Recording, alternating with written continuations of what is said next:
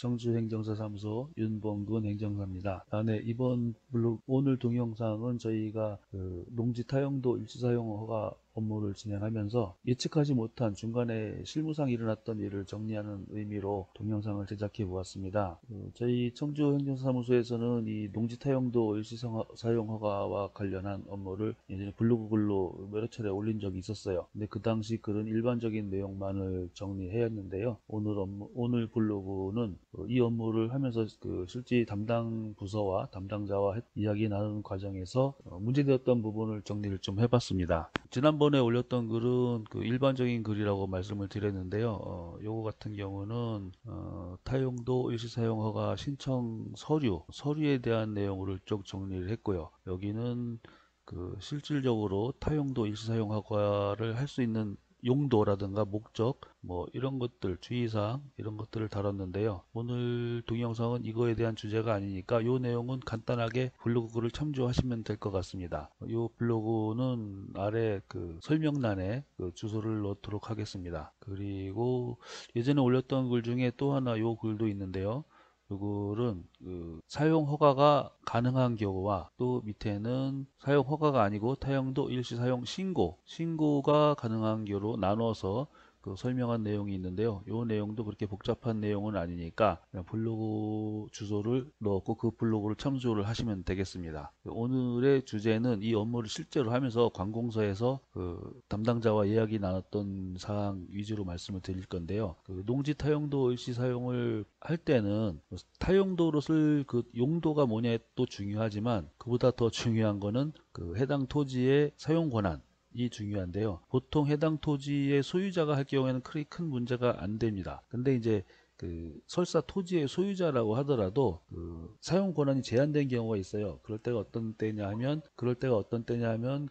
근저당이 설정이 되어 있어서 지상권이 설정되어 있을 때 이때는 토지 소유주라고 하더라도 사용 권한이 제한이 되어 있기 때문에 정당한 사용 권한을 증명하기 위해서 지상권 설정이 되어 있을 때 그 지상권자로부터 동의서를 받아와야 합니다. 요거는 뭐 내 땅이라고 하더라도 지상권이 설정되어 있으니까 뭐 당연히 받아야 되겠죠. 근데 저희가 이번에 좀 주의해야 될 내용은 만약에 농지를 타용도로 쓰고자 하시는 허가를 신청하시는 신청자의 소유 토지가 아니고 토지주가 따로 있는 경우에는 그 토지를 쓸 수 있는 권한이 있다고 증명을 해야 되는데요. 대부분 아마 임대차 계약서를 많이 쓸 거예요. 일반적인 임대차 계약이 문제가 안 되는데 이 토지가 농지라는 점이 좀 문제가 됩니다. 아시다시피 농지는 농업인만이 소유할 수가 있고 그렇기 때문에 만약에 농업인이 아닌 농업법인도 아닌 일반 법인은 농사가 안 되죠.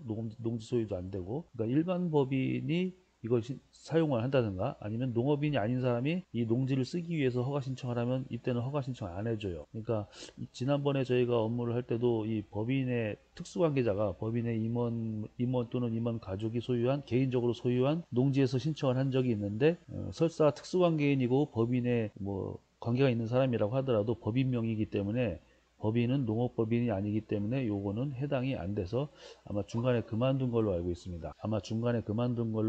있습니다. 그러면 내 토지가 아니고 다른 사람의 토지를 정상적인 농업인이 임대차 계약에 어떤 농지법에 위반 소지가 없는지 여부를 먼저 좀 검토를 해야 될 거예요. 내 토지라고 하더라도 지상권자인지 아닌지 따져보고 지상권이 있는지 없는지 따져보고 남의 토지를 할 경우에는 임대차 계약이 정당한 사용 권한이 있는지를 먼저 검토가 돼야 됩니다. 그리고 두 번째로는 실제로 업무를 하면서 많이 의아했던 부분 중에 하나인데 서류를 제출하고 나니까 모든 인허가 업무는 전부 다 이제 담당 부서에서만 하는 게 아니고 타 부서에서도 타 부서의 법령에 위반되는지 여부를 미리 검토를 하게 되어 있는데요. 여기서 이제 타 부서로 타법령을 검토하는 과정에서 타부서에서 문제제기를 했던 내용입니다. 이번에 내용은 농지 타용도 일시사용허가 담당 부서는 따로 있고 여기에 따로 있고요. 그 다음에 농지에 대한 개발행위 허가를 담당하는 부서가 따로 있는데요. 이번에 이 서류에 대해서 개발행위 담당하는 부서에서 다른 조건을 요청했던 사례입니다. 거기서 말을 했던 이유는 농지 타용도 일시사용 허가를 위하여 제출받은 사업계획서 상에는 개발행위 허가에 필요한 행위가 있는지 없는지 구분이 안 된다. 따라서 개발행위 허가가 필요하지 않다는 이유를 입증하는 서류를 또 제출하라 이런 조건을 달았어요. 근데 이게 저희는 좀 납득이 안 됐던 이유가 개발행위 허가 신청을 하지 않고 농지 타용도 일시사용 허가를 신청을 하는데 그 자체가 일시사용 기간이 지나면 어차피 원상회복을 할 거고, 또 원상회복을 위한 계획서와 피해방지 복구 계획서가 다 제출한 상태였습니다. 그럼에도 불구하고 또 개발행위를 하지 않겠다는 증빙서를 또다시 요구하는, 제가 볼 때는 옥상업 필요 없는 서류를 추가 더 요구한 듯한 느낌이 들었어요. 그래서 뭐 큰 문제는 되지 않았습니다. 간단하게 그 담당자 분과 전화 통화를 한 두세 번 하고 그분이 요구하는 서류를 만들어서 제출해서 큰 문제 없이 허가는 됐는데, 아무래도 이런 추가적인 서면 요청은 올바른 민원 행정에 좀 어긋나지 않나, 뭐 이런 생각이 좀 들었어요. 뭐 이 부분을 말씀드리고자 했고요. 그 다음에 아쉬웠던 거는 농지 타용도 사용 허가 나와서입니다. 민원 서류를 모두 작성하고 그렇게 개발행위 관련 서류 제출하고 나서 이제 최종적으로 허가가 나왔습니다. 허가가 나왔는데 여기서 한 번 더 아쉬운 부분이 있었죠. 말씀드린 대로 그 복구비를 현금 예치를 하든가, 복구비를 현금 지출을 하든가 아니면 뭐 보험사에 보험증권을 내면 되는데요. 대부분 다 보험증권을 하죠. 이번에도 보험증권에 가입을 했어요.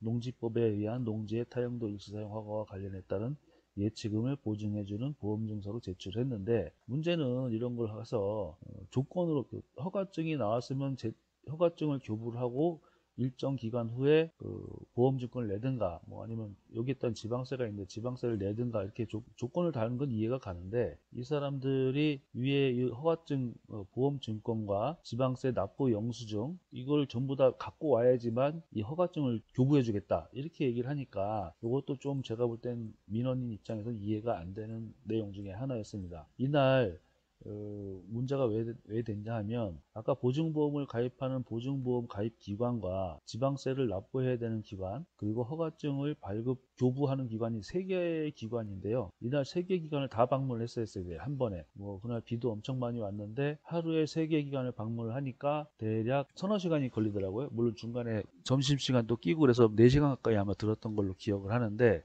조금 아쉬웠던 부분은 이 허가증을 교부를 할 때 그냥 오면 안 되고 보험 가입증권과 납부 영수증을 다 갖고 오라고 하니까, 어차피 나온 허가증이면은 교부를 하고 뭐 일정 기간, 일주일이면 일주일, 그 법령에 정해진 기간 내에, 아마 제가 20일로 알고 있는데 법령에 정해진 기간 내에 보험 가입 증권과 납부 영수증을 제출해라, 이렇게 해도 될 건데 굳이 미리 다 갖고 와야지만 교부해 주겠다, 이런 부분들이 조금은 민원 처리를 하는 입장에서는 납득이 안 됐던 부분 중에 하나입니다. 뭐 어찌됐건 이런 식으로 농지 타용도 일시사용 허가증을 받았고요. 저희 행정사 사무소에서는 전국적으로 이 업무를 하고 있습니다. 업무를 하니까 전국 뭐 지역과 상관없이 문의 전화를 주시면 저희가 지적 검토를 하고 그 사업계획서와 관련 서류를 작성을 해드리고 있으니까요. 연락 주시면 언제든지 상담과 대행 업무를 진행하도록 하겠습니다. 네, 이상 청주행정사 사무소 이윤행정사였습니다. 네, 감사드립니다.